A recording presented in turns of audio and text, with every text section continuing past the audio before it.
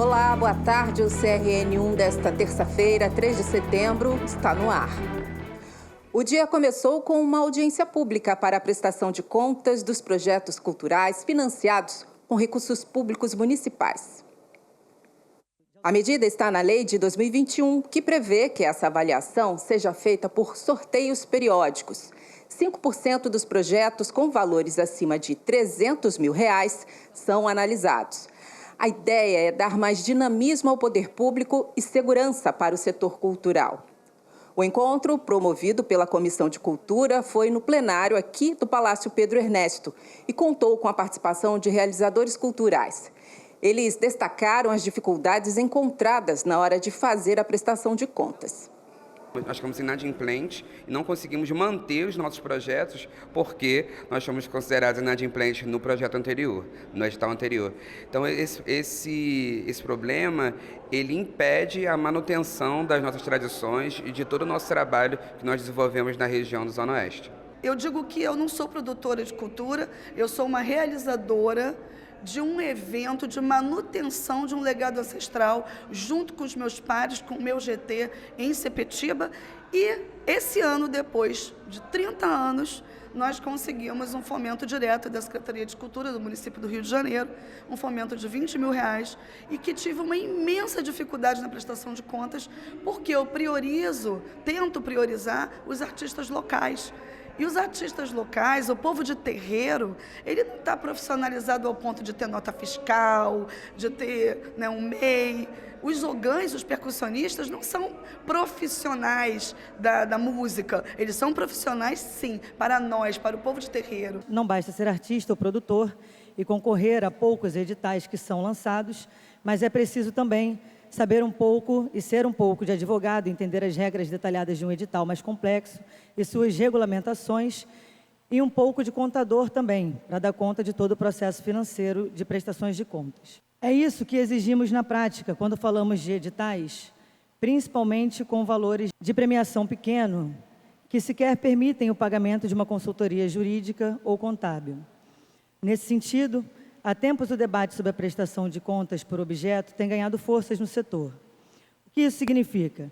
Significa dizer que a finalidade da prestação de contas de um projeto cultural fomentado deveria ser focado na provocação de que um projeto cultural foi entregue, seu objetivo lançado, e não se os pagamentos e usos dos recursos foi detalhadamente feito como previsto. E a avaliação do processo de prestação de contas de projetos culturais financiados com recursos públicos também deve ser debatida pelos vereadores esta semana, durante as sessões plenárias.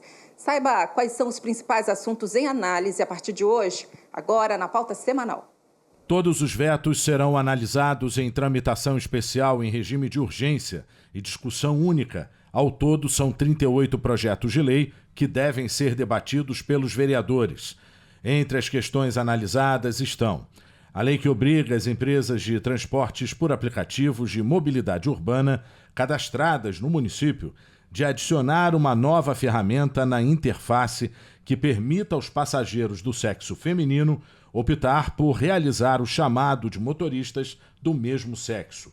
E a que cria a política pública de incentivo à criação e implementação da moeda social carioquinha e do Banco Comunitário Popular, além da lei que proíbe o uso de veneno para ratos, baratas ou outras pragas em locais acessíveis a animais domésticos. A maioria em primeira discussão, apenas 4 em segunda discussão, como a análise do processo de prestação de contas de projetos culturais financiados com recursos públicos.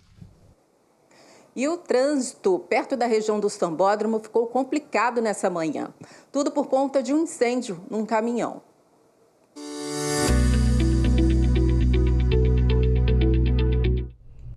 Boa tarde, Rio TV Câmara. Hoje é terça-feira, dia 3 de setembro, e está começando mais um Minuto Cor. O dia começou com nebulosidade na cidade e o cenário não deve mudar muito ao longo do dia.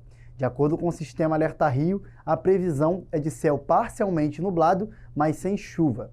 Os ventos estarão fracos a moderados, com uma temperatura máxima de 31 graus. E nesta manhã, um incêndio em um caminhão no elevado 31 de março, no Catumbi, chegou a interditar a via nos 2 sentidos, próximo ao Sambódromo. Por volta das 8, os bombeiros e a 7 Rio foram acionados. E um desvio no trânsito foi montado para que os bombeiros pudessem controlar o incêndio. Houve retenções no trecho e por volta das 9h30 a via foi totalmente liberada. Já na Avenida Brasil, por volta das 11h, uma queda de moto na altura do Caju ocupou uma faixa da pista central para quem seguia em direção à Zona Oeste. Houve retenções no trânsito e os reflexos foram desde o acesso do viaduto do gasômetro e pela Avenida Rio de Janeiro. A 7 Rio foi acionada para orientar os motoristas. O Minuto Cor de hoje vai ficando por aqui. Tenha um ótimo dia e até amanhã.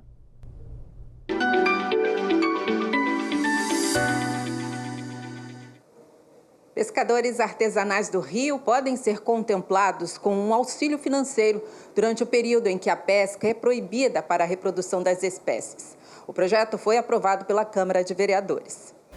André é pescador desde os 16 anos de idade. Foi a primeira oportunidade de emprego, né? E desde esse dia em diante, entra no sangue. Ele espera ser um dos contemplados pelo auxílio defeso. Um exemplo, esse mês fica muito ruim de pescar e o defeso vai ajudar, né? Luiz é o mais antigo pescador em atividade na Z10 e diz que o benefício será muito bem-vindo. Tem que estar matriculado numa colônia, entendeu? E eu acho que é o princípio de tudo, né? Para ter direito ao mesmo benefício, Fernando, que faz parte da 3ª geração de pescadores da família, vai precisar regularizar os documentos. Eu mesmo só estou com o meu protocolo agora, mas eu tenho os documentos antigos de pesca, agora eu vou correr atrás. Essa é mais uma das formas de atuação da colônia de pescadores Almirante Gomes Pereira, a Z10, na Ilha do Governador, zona norte do Rio. É a primeira colônia de pesca do Brasil, datada de 1920. Nós temos o termo de doação feito pela Marinha do Brasil, né? E a nossa primeira ata é de 1936. Com mais de 2.000 integrantes, a associação cuida do meio ambiente e ajuda os trabalhadores do mar a ter acesso aos seus direitos. Aqui nós já fazemos o RGP, damos entrada no Registro Geral de Pesca, né, que confirma, que caracteriza o pescador artesanal, dando a ele amplos direitos de um defeso. As mulheres são poucas, mas elas também têm vez no mar. Hoje em dia, esse preconceito está mais leve, que nós já sofremos vários preconceitos dentro da Baía de Guanabara. A Câmara Municipal do Rio aprovou a criação do programa em apoio aos pescadores artesanais durante o defeso. O auxílio defeso será destinado aos pescadores artesanais devidamente cadastrados e ativos no município do Rio. Só aqui na região de Pedra de Guaratiba, o benefício pode chegar como um amparo para cerca de 500 profissionais que retiram do mar o sustento das famílias. Há 14 anos, a pesca é o ganha-pão de Gustavo. Tenho 5 filhos. Infelizmente, estou passando um aperto, sim. A minha conta está congelada. Estou querendo trabalhar ajuda de amigos. Amigo meu abasteceu o barco com a MDC hoje para o trabalho. E estou nessa daí. Eduardo compartilha com Gustavo e outros colegas de barco da colônia Z14 a aflição financeira durante o defeso, período de reprodução das espécies em que a pesca é proibida no mar, rios ou lagos. Setembro, outubro, novembro, dezembro. É isso que a gente fica restrito, só isso. Só esse é um salário, né? E a gente que tem que ralar e fica difícil. Para os pescadores registrados, o programa vai facilitar na identificação daqueles que, de fato, vivem apenas da pesca. O valor do auxílio defeso, o número de beneficiários e as condições para o pagamento ficarão a critério da Prefeitura do Rio. A proposta, além de apoiar os pescadores artesanais, vai garantir a preservação do ecossistema aquático. A gente tem que respeitar esse período, né? E esse benefício vem justamente que é para não dar tempo. Na natureza, o pescador tem o que onde se safar, onde ganhar o seu dinheiro. Um cavalo marinho foi resgatado por pescadores na Baía de Guanabara. Segundo especialistas, o animal veio da Patagônia, na Argentina, e dificilmente é visto no litoral do Rio de Janeiro. Ele foi capturado por engano. Os pescadores tentaram devolvê-lo às águas, mas notaram que ele não estava bem. O cavalo marinho foi levado para o laboratório do projeto Cavalos Marinhos do Rio de Janeiro. Os estudiosos identificaram que se tratava de um macho grávido. E olha que bom, depois de ficar por uma semana sob o cuidado dos pesquisadores, o animal já foi devolvido à natureza. Com essa boa notícia, com essa bela imagem, a gente encerra o CRN1 de hoje. Outras informações do Legislativo Carioca e da cidade, logo mais às 7h40 da noite, no CRN2. Assista a nossa programação pelo canal 10.3 da TV aberta e também ao vivo pela internet. Uma excelente tarde. Até a próxima.